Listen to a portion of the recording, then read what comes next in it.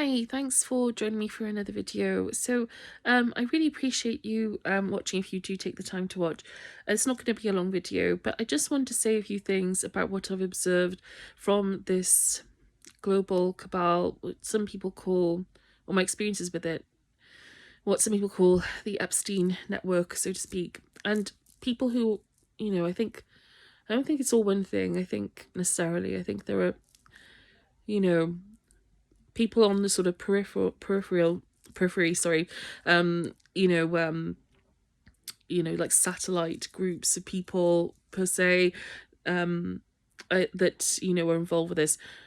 So I so across the way from me, there are apartments that I think are being used, or have been used to house people who may have been trafficked or certainly being used in some way, to as part of my targeting, or just generally. I think noticing that this is a dynamic, something that happens. Okay. Um, I've also noted people. I've seen people during my targeting who I believe were very likely being experimented on genetically, probably. Okay. And I've seen people being degraded, and people even the people who are doing this are hurting themselves. They're hurting themselves. The people who are doing this are really hurting themselves in the process while they're doing this. They are telling themselves a story about who they are. They're telling themselves that they are harmful, that they lie, that they do all these things, they're deceptive, that they all this other stuff, and it's not their fault. And we should have compassion for them, because they're put in tough positions, these people. But nonetheless, they're stuck. And these people who are trafficked and abused are also stuck. Okay, they're also stuck. And we should be looking at this like a human rights issue. It's a massive tragedy for humanity that this continues to go on, and every time there's an attempt to push this forward, move the needle on this, it's like the subject. I mean, look at the Epstein situation, and look how many restrictions have been put on that. And again, it's not it's not about blame, because I believe these people are victims. I've observed things about the phenomenon. Okay, I've observed things about the phenomenon. So Nephilim, I've observed how they abuse people on the astral planes, and I believe that the phenomenon's activities in the astral, and our lack of understanding or lack of information sharing about what they do, because there is a look at the post that I've shared from Jim Semivan, who is an ex-CIA officer. He has a good sense of what's happening. He's shared quite a few interesting things that I think people should pay attention to. He's got a good what he says about the phenomenon is very, very much my experience of it. Like what he hints at is very much what I have encountered. Okay, my experience with the phenomenon has been that they are like jinn. Okay, they're like jinn. Like in Islam, they call them jinn. So basically, interdimensional beings, as some people might call them, or demons, as other people might call them, astral entities, whatever you want to call it. But they're not physical. They're not physical. AI hive consciousness is what I think they are. Okay, I think they're like an AI hive consciousness. And I base this on the fact that how our technology has evolved in a certain way, and I think that's been guided by them. Okay, and so there's that aspect to it. So they're influencing things, they're traumatizing people, planting things in people's consciousness from a young age. Okay, now that planting of those seeds, those things obviously then mean that the kid or the adult, even because I've been abused both as a kid as an adult and as an adult in that regard, and so in that sense, it sows seeds in the consciousness of that person. It traumatizes them, and can impact, that can cause all kinds of harms, both in the choices that person makes, in the wider community, in the world. can happen in many different ways, but I believe that I'm not alone. I believe that it's very possible and very likely that many, many, many people out there have had these experiences but don't remember them. Okay, because I didn't remember them until recently. And when I had that recall, which was gifted to me by my guides, okay, in spirit, our soul friends in spirit, they showed that to me, because they wanted me to sort of realize the truth of what had happened. They it became clear in that instant that other people had been through something similar. Okay, a lot of other people. Okay, this is not a rare thing to have happened. Okay, unfortunately, and this, like I said, it plants seeds in people's consciousness, and they are sexual. These Nephilim are sexual, like astral predators. Okay, they basically they prey on people sexually. Okay, so, but they're part of the phenomenon. They're part of it. They're part of it. These beings seek to control humans through trauma and conflict. Okay? They like to cause friction in our world. They like to cause trauma and conflict in our world, and friction. Friction is probably the best word for it. And there are many different entities in the phenomenon that I've come across. Greys, Nephilim watchers, mantis beings, reptilians, Baal, Ahriman, Lucifer, all part of the same, same consciousness. Okay, is probably the best way to put it. There are there are things that I don't know, certainly, but there are things that I do, and I can say, what I can say is that they are all interlinked. Okay, and that includes Nordics. What people call Nordics. Nordics are not what you think they are. They're not from the Pleiades. These Nordics look more like Lord of the Rings characters with blonde hair, okay? They're not from the Pleiades, okay? These Nordics are not from the Pleiades. These Nordics are like I said, they look like the medieval Lord of the Rings characters or something, or like something from Game of Thrones. They don't look like what they show you in pictures that I've seen on the internet. People in spacesuits and stuff, and blue spacesuits and all this other stuff. They don't look nothing like that, like nothing at all. And they are definitely, they work with watchers and greys, and all of them worked. They're basically like colleagues. They work together, they help each other. That's what they do. Like, they have an agenda and they help each other, they facilitate that agenda together. But by all means, we're not trapped, and that's the good news, because this is not actually their universe or world, but certainly they're on the next strata. And again, the impression I have is they're like a frictive force, okay, in this reality, in this world. They're a frictive force.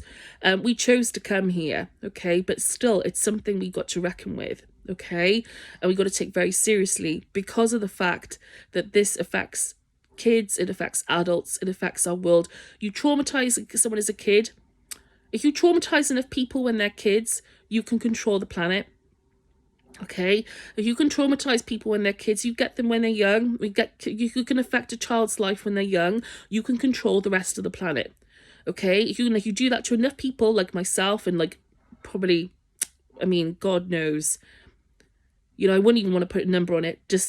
I can only just imagine that they've done this to many people. Okay, you can affect, again, as we've seen, if you can traumatize a kid, you can make it so that you dominate. You basically, again, can affect culture, society, families, how that person's life evolves. You keep them suppressed consciously.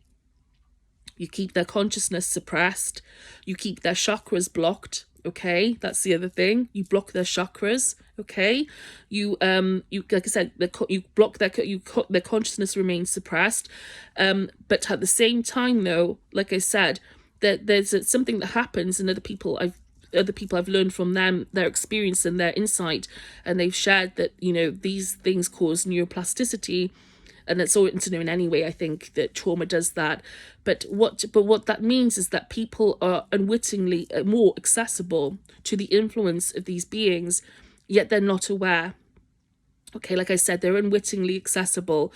So a lot of people go through life, again, with a mind that's slightly, more plastic than other people, because it's been traumatized and they're being influenced through their subconscious by these people. A lot of people are wandering around with a load of rubbish in their head about who they are, and this affects how the rest of the world, like how we how we live our lives, and it affects our choices and affects all kinds of things that happen.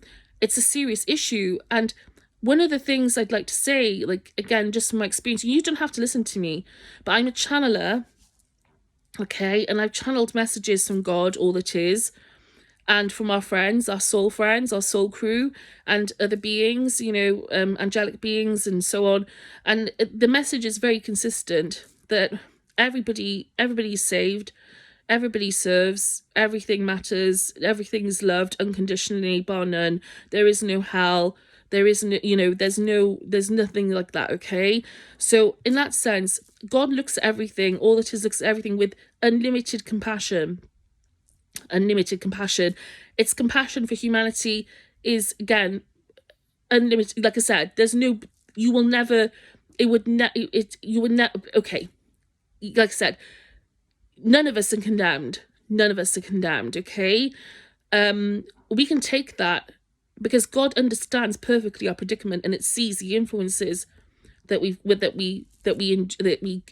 affect us, okay, as we go through life. It perceives those influences, including the influence of these beings, okay, the influence of these beings, and the influence of, obviously, the culture of this network, this subterranean network, this global cabal. But it perceives all these things, okay, and it understands our predicament perfectly. It's not like God is not like the God of the Bible, in the sense, God of the Bible, that's not the right thing to say, but God is not judgmental. God is not a white man, but a man with a white beard sat on the throne. It's not, none of those things, okay? It really isn't. I mean, all that is beyond words, okay? It's incredible. Like, anyway, I don't, again, it has unlimited compassion. And one of the big things that I've learned over the course, because my connection with God is what's got me through my targeting, or at least not got me through, it was got me through the day. No, or like, at least, again, that awareness that we're more than our body. And that's one of the things that has liberated me, in many ways, is the realization that we're not our body, okay?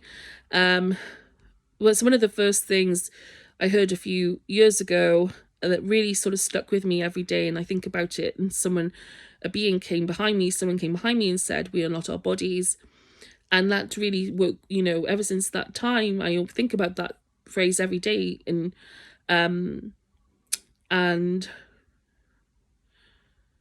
realizing that we are soul, spirit, consciousness first, and not, but this is temporary, is liberating. It puts life in a different perspective.